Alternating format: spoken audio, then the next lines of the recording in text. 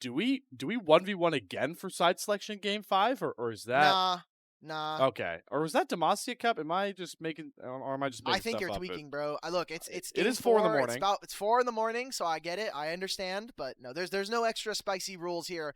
We're straight into game 4 draft as bans have not all changed too much. I think the Poppy being an addition there is a great one here for both sides, but red side still locked into that Rumble, Skarner, and Callista. Sejuani, we talked about some of those more team fighting oriented champions would come out after we got rid of some of the more prevalent picks in the first 2 games. So that's when we called out Sejuani going to be Shun's pick here. The Lily up for Hung is teeing up Linfeng to have a just perfect performance. I was about to say the Yone, and maybe JDG know it would be coming, so they're going to aggro force a blind Yone just to deny it from Linfeng. That's okay. Scout is honestly one of the best Yones in the league. His Yone, by far, when he was on LNG, solo carried enough games that brought them to deeper playoff series. So I am not at all upset about getting a game of Scout on this Yone, and I want to see if he's going to be able to carry this alongside Shun. Now with this Gnar and this Lilia, you can go for the blind. Oh, we're picking straight up counter picks now. Kennen into Gnar, take that every single day of the week, and Allah's Kennen is legendary in the LPL. Hey, when times are tough, lean to what you know best, and that's exactly what JDG are doing here. This does put OMG in a very interesting position, especially when you know all the champions taken off the board. Kai'Sa selected. I kind of like this because there's so many marksmen left up that I think just don't get even play the game like Paysmite did at the Jinx. Like, if you try and pick Aphelios, for example, here into Kennen, Yone, Sejuani, like, good luck. So Starry's option now is I'm going to try and just dash over all those ultimates that are going to delete me. It's aggressive, but the way Starry's playing, I love it. I think it's a bit tough, and also engage supports are very, very limited. I mean, I'm looking at the poll right now. Alistar, Braum, already gone. You have Leona, Rakan, Rel, already gone. So what are we thinking from this bottom lane 2v2? I mean, typically we would love to see crowd control paired with the Kai'Sa.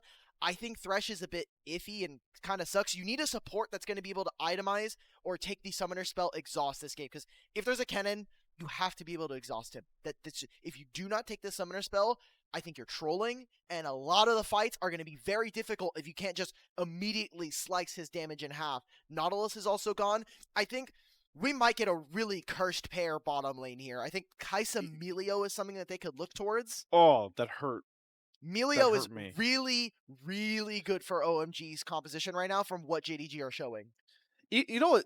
Even to like compound that support pool point, even like the usual off meta picks of like Galio, Maokai, if you really want to throw them down there, they're off the table because they've been picked in different lanes. Set, I mean, that's engaged, but yeah, you're talking about we're pulling the short straw by this point with wherever we go for either team. By the way, it's not just OMG that are stuck here; it's JDG too. We're doing the set. So now JDG have to pick their bottom lane up. And what are the 80 carries we're going to be seeing from Pays? I mean, Ezreal's already gone. You said that the Aphelios was something that maybe they can lean towards. Jhin is up. There is no Braum, so we won't be getting Kog'Maw Braum, but maybe a Kog'Maw Lulu here. Kog'Maw Lulu would actually be so deadly for what OMG have already shown. It's just going to put all the pressure on Hung, Harry, and now Moham to continue being really good setup pieces, because this is a lot to worry about. You're worried about the slicing Maelstrom, Fate Sealed flying through, but you also, the Lulu going to come through here. The LPL may be allergic to enchanters, but the Fearless makes you fight through it. And we got the Lulu for missing. So now, Ulk, you got to worry about a Kennen and Yone flying in on you, and you got to make sure that you don't let a Kog'Maw just free fire. That is a lot for OMG to overcome.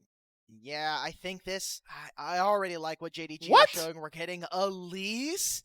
So who's the mid laner? Oh, this is set mid. This is set mid, and we're playing it with Elise. So we're getting a massive damage combo.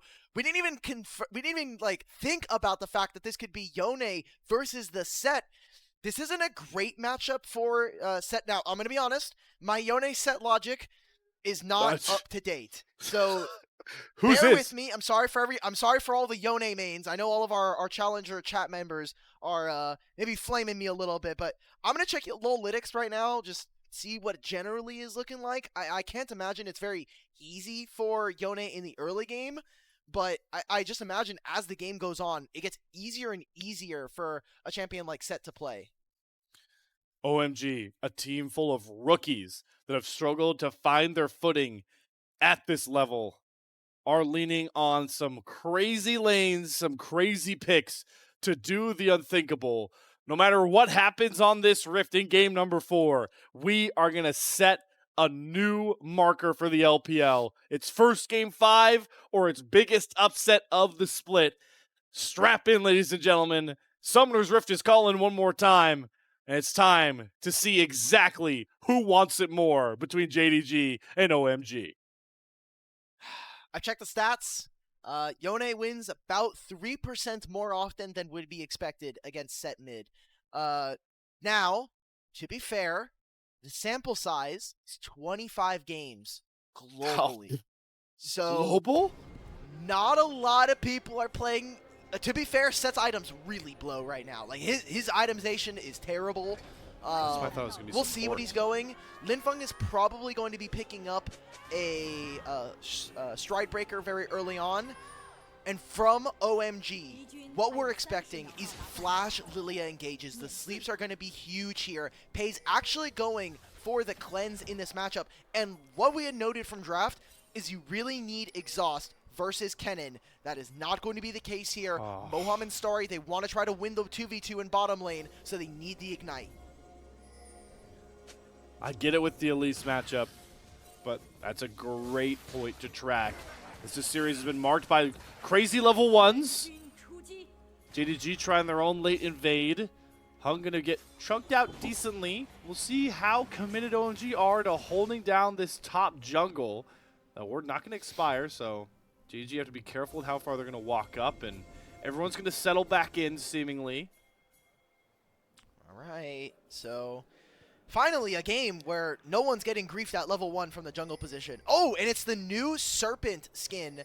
As we take a look at the last time Set was played in the LPL and in the mid lane, it was from LGD versus JDG in 2022. 954 days since we've seen this champion in this role, which is a hell of a lot of time in between now and then. So much has changed about LPL, and so much has changed about League of Legends in that time.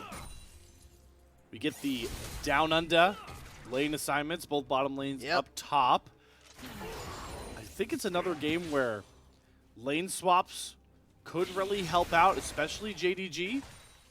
But it has been matched by OMG, and at least on the backside, Ala, like you pointed out, in this Gnar matchup, should just feast. Yes, this is going to be a matchup where you can match the range. This is double Yordle matchup, so unfortunately for Gnar, this is not going to be the most fun, but it is one of Harry's most played champions, and when you play this champion so often, especially in Chinese solo queue, you should be expecting to see a lot of interesting lane counters. Kennen, one of the oldest ones in the book. We're getting to see that mid matchup really pan out. Linfeng early on should be able to really brawl with Scout, but as items are being built, especially like a Blade of the Ruin King and the such, it's going to get harder and harder to match, especially in a side lane. So I want to see what JDG are able to do around their star mid laner. Also got to watch Shun as this early game evolves. Hug needs some time to power farm. Lilia not as reliable until that Lilting Lullaby comes up. Sejuani has a melee mid laner that I'd like to see Shun lean back on. In times of desperation, you gotta go towards the players you know are built for the big moment, and Scout none other, but the first play will be OMG. Hung spotted, trying to set up for a gank with that ward, buys them space. Linfeng loses this, by the way. Yeah, Scout lands Q3.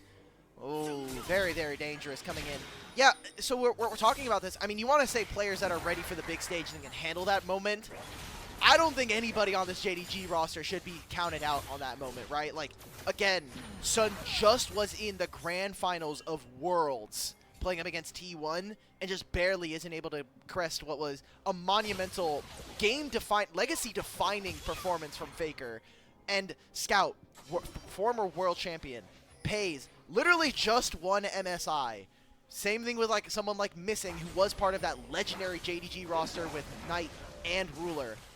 Allah as well, who has been in the LPL for so long and has had such a long storied history of being able to make international and kind of push whatever team he's on to greatness. He was on an AL roster that we didn't expect to really do much, and they almost made top 5, which was really impressive for them. So I think any one of these players could probably pick up a carry game. We saw it in the Renekton, right? We were talking about top lane. Any one of these players I think could put down what is a game that could bring them to game 5, but really the tools are in a lot of these carries.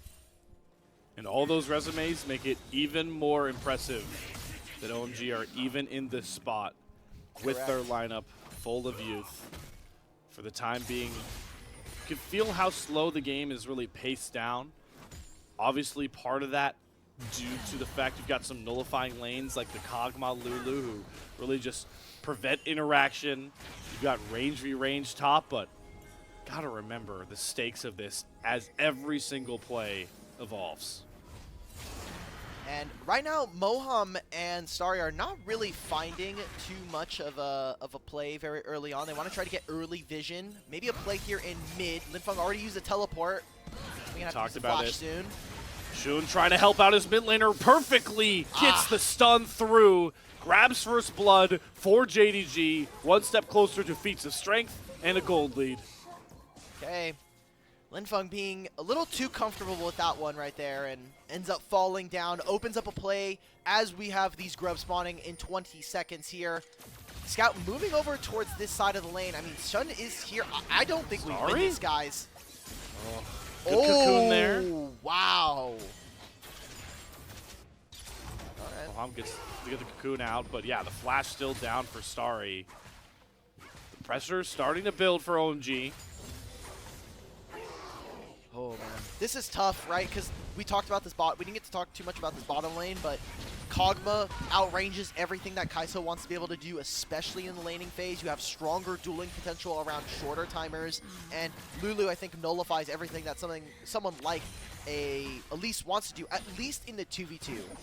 Maybe solo, maybe with some jungle attention, Elise can be very potent. I mean, there's no tanks in this bottom lane, so unless you're able to get that damage down, I think Elise is very, very neutered in the 2v2, and that's not what you want to see. This was not the bottom lane pair that we were kind of expecting coming out from the side of OMG, especially for Moham, who really kind of built his name on the engaged champions, especially on DK. That's part of the reason why I think there was like a swap between him and Life on that DK roster, or him and Kellen, was that neither of them really had the ability to play the enchanters, but Moham had a little bit more direction, and his engage play was just a little bit cleaner with the squad. So that was their choice for this last year's Worlds roster.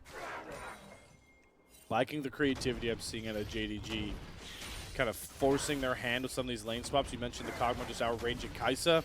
So they're going to outrange Linfeng, who is just not able to really punish Pays without flash. Can't really just you'll never get close enough to ult him. So Pays just free farming plates and minions as the JDG lead is quickly climbing across all board. Okay. This is similar to what we saw in game number 2. The one game that JDG have won in this series was when we saw their solo laners get an early advantage and be able to carry that throughout the rest of this game. So with those growths going over and with priority, I love the lane allocations we've gotten from JDG. A very smart team, again, when we talk about these resumes, but doing a lot of work here to immediately move their mid lane, move their bottom lane pair into this mid lane, grab themselves the waves, and then try to leverage this advantage to getting vision into the enemy jungle, to starting some of these early objectives. The first dragon is going to be going over to JDG here. Once again, Scout daring Linfeng to go for these 1v1s. He's already used that big W that Setsu's always to level the playing field. But Scout is just in his element. Void Seeker be damned. Shun's going to secure the first dragon. They got the first set of grubs. They are already on a blistering pace to getting those boot upgrades. 2 epic monsters out of 3, first blood as well. So grubs in a minute and a half. We'll see if OMG can take a single grub, which would obviously disrupt their ability to finish off the feats of strength. And right now, Slayer, we're in an early game that doesn't have a ton of action, and there is so much tension in the air. I mean, Again, OMG on match point, not expected to even make it this far, much less push JDG so far in this series. And it feels like for JDG, it's almost inevitable that they kind of do well in this game. They have pushing lanes in almost all of them. You have winning matchups in almost all of your lane, in literally almost every lane, except maybe jungle, you can maybe argue. And the comp just performs, I think, a lot better as the game goes on. So it's going to be on OMG to get a little creative, find different angles. I'm looking at Hung, who, while being on Engage on the Nocturne was great, those Flash Lilias need to be game-breaking if they want to find themselves a series victory here. OMG do have a lot of champions, like you're pointing out, that early games can kind of be damned when you have those one big clutch ult. You got to think about with Harry, every time you talk about Gnar, it's nice to have a Gnar lead, but it's all about that big ultimate. There's a big rumble on the other side. Or not a rumble, there's a cannon, right? Yeah, Like, yeah, it's rough, but tough. if you can find the showstopper, you can find the Gnar ult with those ulting ultimates like you're talking about, it's possible for OMG to just fight their way out. But like you point out so many times, both these comps are kind of designed to do that, as Linfeng is just in such a tough spot. Showstopper is shooing back towards his turret. He's only using the Sejuani as a space creator. Okay, so Scout still has ultimate. Looks like the play towards his grubs is going to be here, but they're getting pinched. Whoa! Flash! Mohan's going all in for missing the Lulu, and he just dies for virtually nothing. That's both his summoners down, and Linfeng teleports into his own demise, trying to sidestep around some of these summoners, but there goes Scout! He finds the angle and creates the massive blow! JDG, when they needed it most, break open game 4. 11 minutes and we already have a 4,000 gold lead. Slayer, I hate to call it this early, but I'm already feeling us getting ready for a game 5. It's going to be all of those kills going over. A massive engage from Scout opens up the feats of strength for JDG. This is exactly what you want to see from a team like you talked about that has so much pedigree, has stepped up on some of the biggest stages, world champions, world finalists, MSI champions. You got to just hone back in to your comfort zone. A team like OMG, they don't have a ton of experience in spots like this. Like you mentioned, unexpected to be at match point. And you're just seeing that championship pedigree everyone talks about from this JDG roster right now. Also, the draft is incredibly easy to play right now. Like, this is very, very easy to play out. Mohan with this flash, I mean, he's maybe expecting Starry to fly in, but there's just no room for them to play. I mean, Linfeng literally just used his ultimate, so he's not going to be able to kind of bounce his way out of this one. And like we said from draft, Scout on Yone is a game changer. And him alongside Allah find the backline, rip them open. I'm glad we got the cinematic cam right there. And that is what we should be expecting every single fight to look like. Scout finds access into the back line, same thing with Allah, and what are OMG to do? It is on their front line to make magic happen. They're just in their element right now, JDG. Got Linfeng on the back ropes, the W's down for set, makes him easy pickings. The showstopper doesn't get him over the wall, so he has to flash instead, but that's everything Linfeng has in the tank, once again, just to survive. So he can't win the 1v1. He obviously loses out when there's so much pressure on him. He's going to continue to lose out on gold and experience now. He has play onto Allah. He's close to having his ult up. He's just going to use it to clear the mini wave. Yep, does get rid of the wave. Does Starry have enough damage? Yes, so they do complete the dive response. OMG on the board, but at what cost? 6 grubs. They can even take a second turret here if they want to. I think it's a bit risky, and it will be saying, hey, we want to try to get as much gold now versus trying to really play the map a little bit more for the later parts of the game. But I think OMG needs to recognize that if this game gets to 25 minutes and they don't have an outstanding gold lead, they're probably in the hole anyway, and they're looking towards a game 5. Cannot be overstated how massive 4,000 gold can be at 13.5 minutes. And then you add on the tier 2 boots that, while they are a mitigating upgrade now, will still prove pivotal as the game goes on. And it's going to get even worse once these first items come through. You got to think the Scout's not far off that Blade of the Ruined King. You got a Leandri's already done on the Kennen. But it's OMG that have the first move towards this dragon, so they'll at least make a Dragon Soul less of a reality for either team in this one. Okay, I mean, Linfeng is just having... He's been one of the most consistent members of TP the behind roster in this series. Let's see if they can find Allah. Linfeng, he does not have Showstopper here. Allah uses his quick dash, try creates some distance. Harry using a good double hop. Should have more than enough damage to punish Allah for this over push to try and find Linfeng. So he's been the target of a ton of harassment, and now he's using it to prop up his other teammates. Trying to find... I think this is actually FaZe's first Kog'Maw game in professional. It's not showing up on any of the stat sites, so we're getting a treat here. First time here for FaZe on a competitive stage for this champion. And, I mean, look, this is like the red carpet being rolled out for him. Yes, Allah goes down in that play. Now Moham with the flank. There's Void Mites to block. The turret's already gone. OMG, this game has been so flaccid for them. There's not, they can't really play. There's no playmaking for them to go for. They don't have the damage, and they're behind right now. So items already coming in for JDG. They're finished. You have Herald spawning in a minute. I would like to see OMG contest, but you're 5,000 gold down at 15 minutes. That's huge comparatively to where we are in the game. We called it out in draft. If OMG weren't able to kind of spiral an early lead that they found some success with, markedly in game 1 and towards the start of game 2. But now you got to worry about Scout, Shun, and Allah flying in for the background, and a Kog'Maw that, even if you get through all that, survive that, just outranges everything you could do. And it's scary to see that FaZe's scaling Kog'Maw is the one with the biggest gold gap in this entire game. I mean, he's really close to 2 items before 17, 18 minutes. I do also want to say thank you to the Weibo Gaming social media guy. He has been really great with making sure that fans are up to date with their team standings. And they had posted a guideline earlier of some of the game differential stuff that can happen. Thanks to us going to Game 4, Weibo have officially locked in playoffs. So one of those spots for this group are already gone. And if we go to 5, depending on who wins this, that could be the second one immediately gone in a few days' time. And if OMG get this win here, game score becomes incredibly important for the other 3 teams.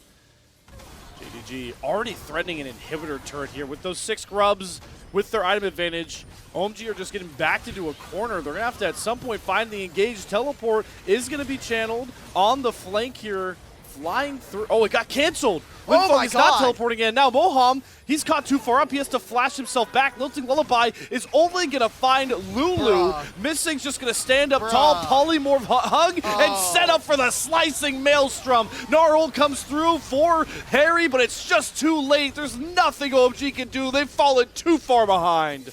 Yeah, it's 17 minutes. Let's wrap this up and get ready for a Game 5. I think we've had some breaks and some pauses that have lasted longer than this game. Scout, put the hands on this rookie, show him what the door is like, and let's get ready for Game 5, because JDG, they've come to play now, at least in this one. They got all of the champions they could have wanted, and this draft is just not working for OMG. Not working and full of dysfunction. I mean, whenever you're committing Lilia Ultimate onto an Enchanter support, you know things are in a rough spot. It just sucks. Like, this is what I expected coming out of this draft, was this exact kind of team fight where Allah can move in, even though Scout wasn't there. It's just so difficult. Even if Lilia were to find a flash engage, Polymorph and the Wild Growth. So you've already mitigated a ton of damage coming in. Scout finds the 1v1 on the side lane. I mean, it's just hard to find faults here in this game with how dominant and how one-sided it has been. From laning phase alone, even we got to see from laning phase, Linfeng just getting bodied time and time again. We've seen it half the time tonight. JDG, when they're locked in, are just head and shoulders above OMG. But like you mentioned, will it hold up into that Game 5 that feels inevitable by this point? Flash out of Harry there, just respecting Allah. And the tier 2 turrets should be soon to fall, not too far behind. Scout in the picture, diving Harry, and he's just dead. He doesn't even get to go Mega. Scout is got a killer instinct to him right now. They've got 6 grubs. And we do, I think, as a professional courtesy for everybody at home, I do want to start thinking about implications of a Game 5, you're thinking about 40 champions being gone and 50 of them being banned as Hung walks in, dies immediately, and JDG are saying, all right, back to the regularly scheduled programming. We're going to just continue taking your tier 2 and look to open up your base. It is 19 minutes, and we have a 10,000 gold lead. Can I interest anybody in a dancing Shelly? Because, boy, are we trending right towards it. All right. Yep. Shun's going to hop in. Yeah, going right for the Nexus turrets. What's he afraid of in this game? I mean, there it goes. Shelly going to crash. Won't get to dance. Engage from Lin Feng. Gonna get the showstopper. He doesn't even get through the ultimate, though. Base just burns him through it all. Scouts diving between two Nexus turrets. Let's go next, everybody. Game number 5 for the first time in the LPL split is on deck when we least expected it. And the JDG Masterclass Game 4 saves them for one more bout onto Summoner's Rift in the quickest fashion the series has seen. Bring on Silver Scrapes. Otacon just spawned, and we're hitting their Nexus turrets. Look, masterful gambit from OMG. They've secured a Game 5 where there's no Yone for Scout, there's no Lulu for missing. Sure, man. Like you said, let's get the Silver Scrapes. 20.5 minutes is going to be the game time for Game 5. Make it look easy.